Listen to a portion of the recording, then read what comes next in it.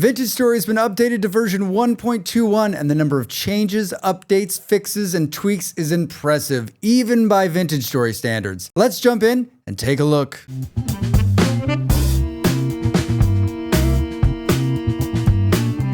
Funding for this video is provided by viewers like you. In this video, I will show you all the new additions as well as many of the changes and fixes.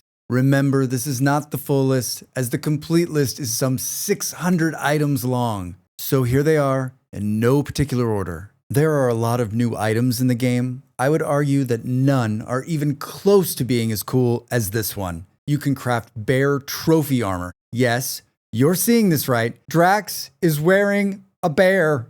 The ocean has received a number of new additions and changes, the biggest being coral and fish. You can now find coral reefs in bodies of salt water. The reefs vary depending on water temperature and have some really cool schools of fish swimming around. You can break coral into chunks and use it to build coral, cobblestone, and fence blocks. Neat. There are new saltwater fish, 33 types in all. I've seen a number of them in the wild, and the modeling for each is top-notch. Great looking fish. Well done. The water overall has been tweaked. The waves in the ocean are bigger and look so good. They've reduced underwater murkiness and darkness levels to make reefs more visible. They've also added wavy sand, which is a big upgrade and adds to the overall oceany feel. The Sailboat has received a number of updates in 1.21. The Sailboat is now propelled by unfurling the sails.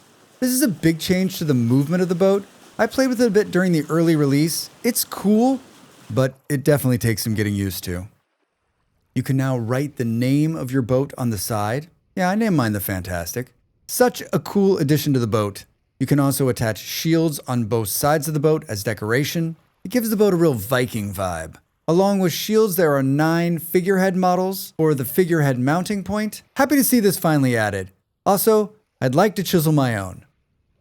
There are new raw and colored clay versions of storage vessels, watering cans, planters, and flower pots. Look at all those colors! The molds also got a touch of color. Crucibles, metal tools, and ingot molds all have been updated. As with every update, there are some new blocks. The iron door has a couple of new variants.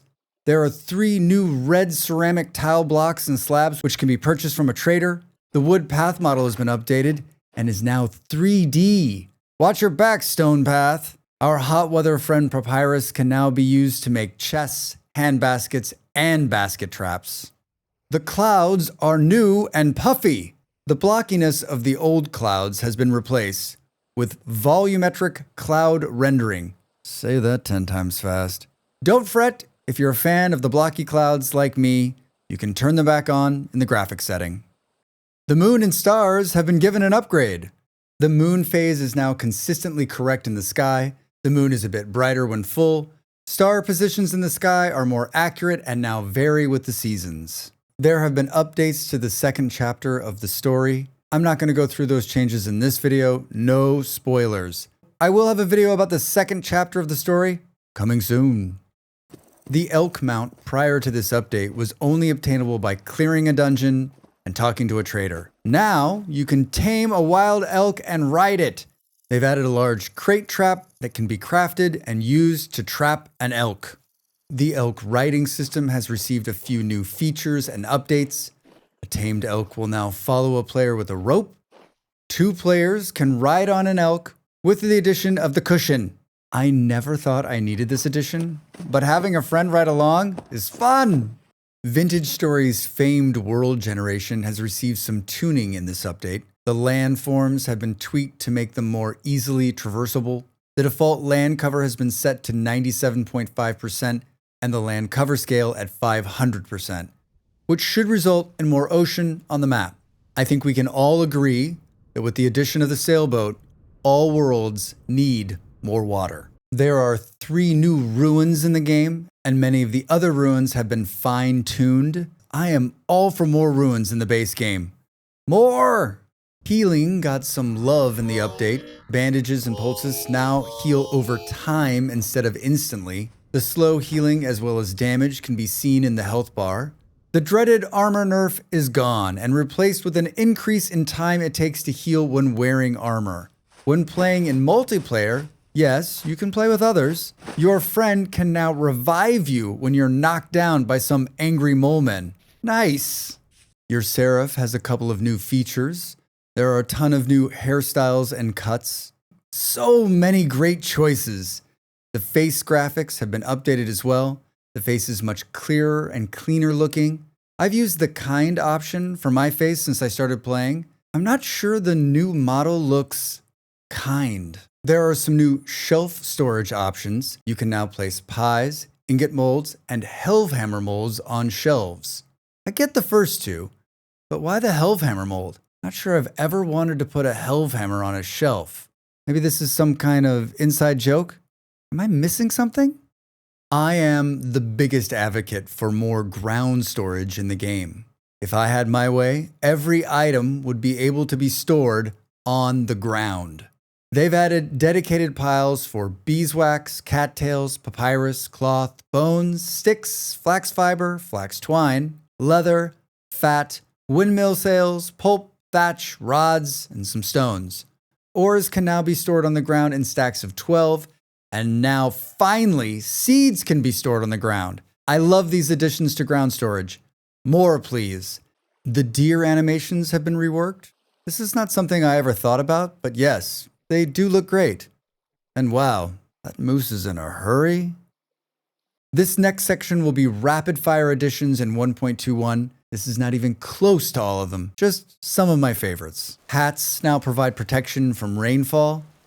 Now I have a reason to wear a hat. The anvil mold must be destroyed to get the anvil. This makes me so happy. I never know what to do with the mold when I'm done. Wolf attacks now have better cooldown and wind up. I know everyone's super excited for this change. You can no longer construct or light a pit kiln underwater. Wait, what? Sorry, I missed this one. Buckets now stack to 5. Dreams do come true. Dead fish now have their own model. Fish, tiny and small carcasses drop tiny bones, which cannot be used in tools.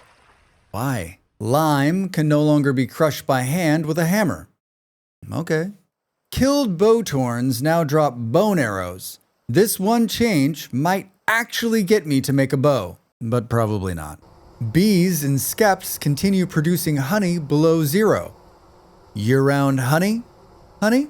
You can now squeeze honeycomb in a fruit press for honey. Thank you for this change. I'm honestly so excited for this. Honeycomb can now be squeezed into a barrel. Nice. No more bucket, bowl, shuffle. You can now take meals from a crock that's on a shelf. Yes! Crocks can be sealed outside the crafting grid. Yes, it means what you think it means. You can seal crocks on the ground. Crocks now visibly indicate the seal on the model. Oh my God, look at that seal. Crocs will show what's in them in their name at the top. This is the kind of quality life I'm all for. Bowls and jugs show contents on shelf. Thank you, thank you, thank you. This has always driven me crazy. You can now swap chisel material using the pick block mouse button. This is amazing. The constant back and forth was always so tedious. Thank you. You can now place and remove empty ingot molds always. This is life-changing. Clay forming will place outputs on the ground where they're formed. Nice. Carcasses now have more size-appropriate hitboxes. Does this mean I won't have to hunt around so much when skinning an animal? Glue is now a regular liquid and can be picked up and used in bowls and so forth. Stone path blocks can no longer be waterlogged. Sorry, hackers, your waterlogged days are behind you. When a support beam's selection box was out of bounds, it becomes unselectable. Now it is moved into bounds. I'm giving the sus eye look at this entry in the update. Only foxes, raccoons, chickens, and hares can eat out of small troughs, while other large animals can only eat out of large troughs. Checks notes. I thought it was already like this. Drax learns something new. Adjusted tool ground storage transforms to reduce clipping. Yeah, it looks better. Place basket traps drop stick and basket chest separately when broken, rather than the complete trap. I love this change. One of the many reasons Vintage Story is such a cool game.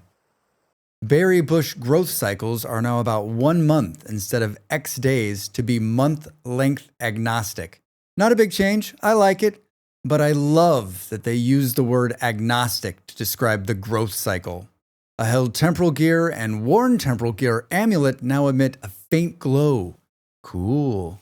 The bone flute was flammable. Sorry everybody, I know for some of you, the game is now unplayable. The game sometimes crashes when typing the bracket while drunk.